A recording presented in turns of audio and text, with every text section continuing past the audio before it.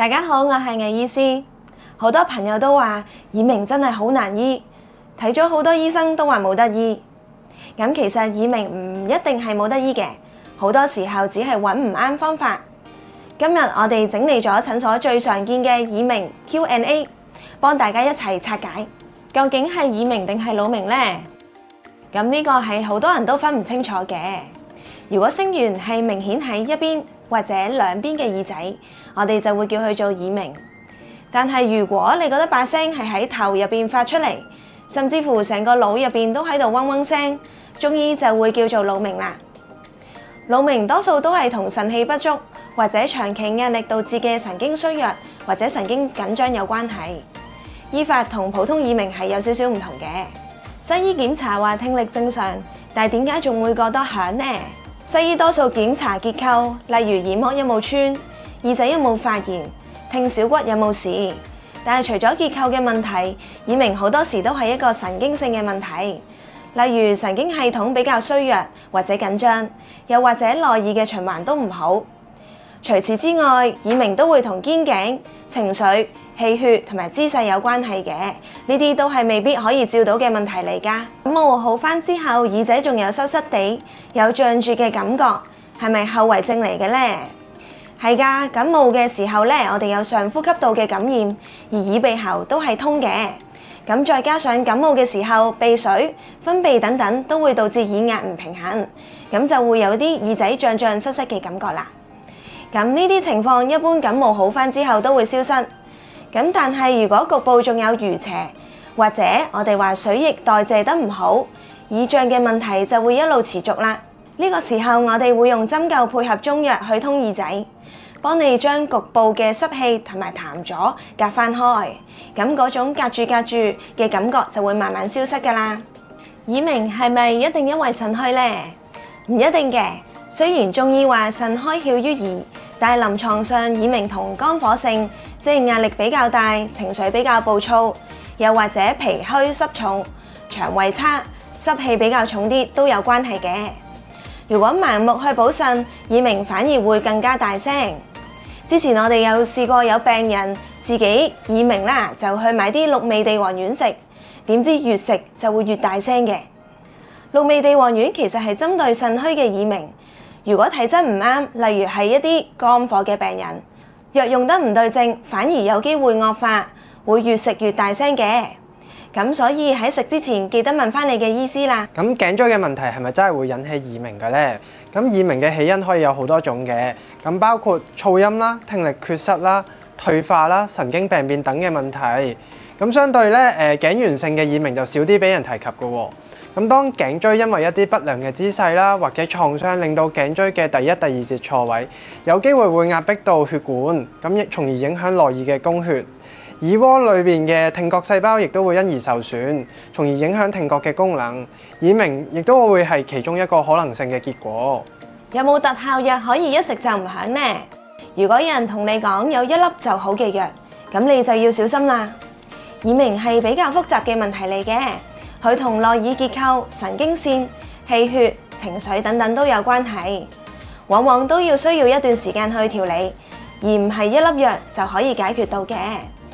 咁要治療耳鳴，除咗調理用藥之外，日常生活嘅調節都好緊要㗎，包括放鬆心情、早啲瞓覺、適量嘅運動，呢啲都有助耳鳴康復㗎。點解喺越靜嘅地方，耳鳴聲就會越大聲呢？好多病人都同我講，平時返工或者喺條街度都冇嘢嘅，咁但係一返到屋企或者夜晚臨瞓之前，耳鳴聲就會嗡嗡聲咁樣嘈啦。咁其實呢個現象可以用一個神經嘅科學機制嚟解釋嘅。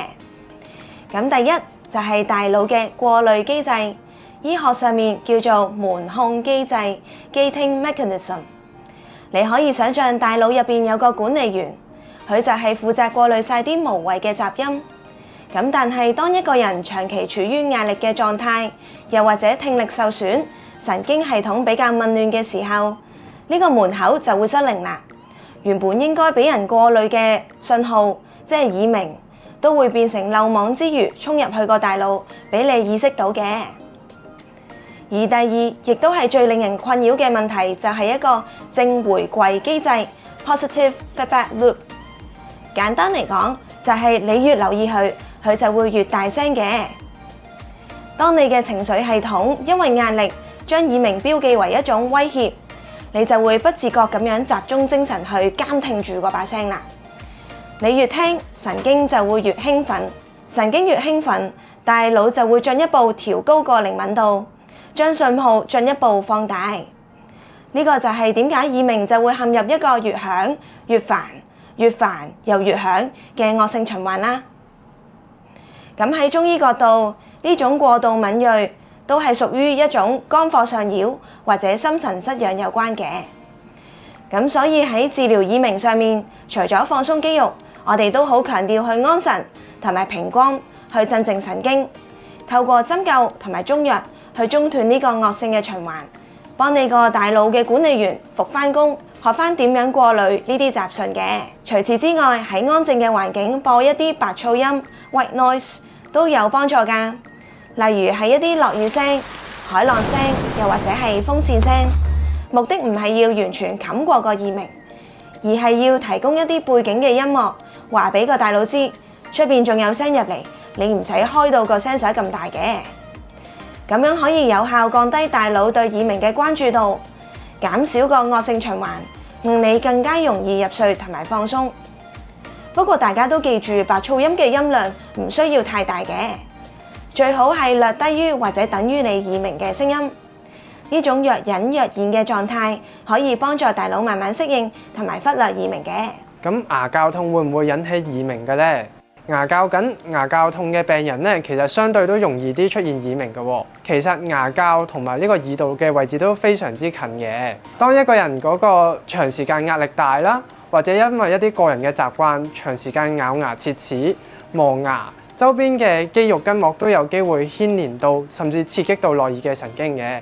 神經過度活躍而會導致一啲唔存在嘅聲響，就係耳鳴啦。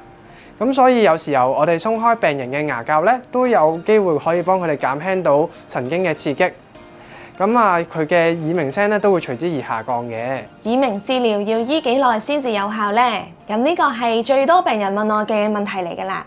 咁其實大家要明白，耳鳴係一種神經失調嘅結果，往往都係因為長年累月嘅緊張、焦慮或者過度勞累導致嘅。咁正如呢啲壓力都唔係一日形成，神經系統嘅修復亦都需要時間，唔係話一兩次就會完全好返晒。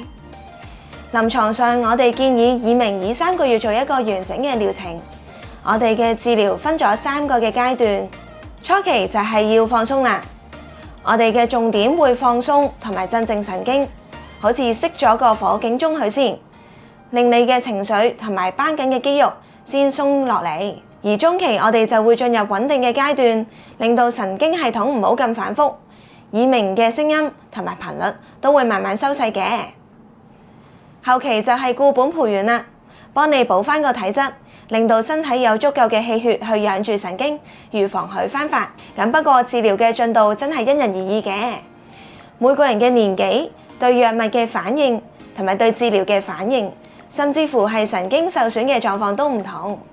咁所以我哋每次覆診都會根據翻病人當時嘅耳鳴進展、睡眠嘅狀況等等去調整用藥，令到神經系統慢慢揾翻個平衡。好多病人喺出面醫耳鳴，可能淨係試過食藥啦，或者淨係針灸。咁但係點解我哋強調要雙管齊下呢？因為耳鳴好多時都會涉及結構性啦，同埋一啲神經性嘅問題。而我哋物理治療嘅角色咧，其實最主要就係負責清理外在嘅障礙。咁例如咧，好多耳鳴嘅病人都有一啲頸椎移位啦，或者我哋講緊個牙骹關節 TMJ 咧過於緊張喎。咁呢啲結構嘅問題咧，就好似一個箍咁箍住條血管，而令到咧內耳嗰個供血不足。咁我哋會透過一啲手法嘅物理治療啦、筋膜嘅放鬆啦，幫你去打開個血管嘅通道，令到營養可以重新入翻去個耳竅度啦。咁呢個係第一步。當結構上幫你開好咗條路，中醫中藥就會負責幫你優化內在嘅環境。如果個身體入邊仲係肝火好盛，又或者氣血好虛，就算條路通咗，神經系統都係處於一個營養不良或者高度興奮嘅狀態，令到耳鳴持續。咁所以中醫就會透過中藥同埋針灸去平肝安神、補益氣血，鎮靜同埋修復神經嘅效果。簡單啲嚟講，物理治療就係幫你修復個硬件，即係血管同埋肌肉嘅結構；而中醫就係幫你優化軟件，幫你穩定返個神經同埋氣血嘅質素。內外一齊治療，康復之後神經系統都會更加穩固，冇咁容易受壓力影響，從而復發。今日同大家分享咗咁多有關耳鳴嘅迷思同埋治療嘅建議，希望可以解答到大家內心嘅疑慮。我哋明白長期聽住耳邊嘅噪音真係好大壓力嘅，不過大家要記住，耳鳴好多時唔係淨止係耳仔嘅問題，更加係身體發出嚟嘅求救信號。如果你發現自己除咗耳鳴，仲有頭暈、長期失眠或者情緒好壓抑，真係唔好自己死頂。因為呢啲複合嘅症狀好多時已經代表你嘅神經系統已經好攰，或者需要專業人士幫你揾出個病根，尋求精準嘅解決方案。咁如果你對耳鳴仲有其他任何嘅疑問，或者有邊個話題想同我哋深入啲探究嘅話呢，歡迎喺下面 comment 留言話俾我哋知。咁我哋下條片見。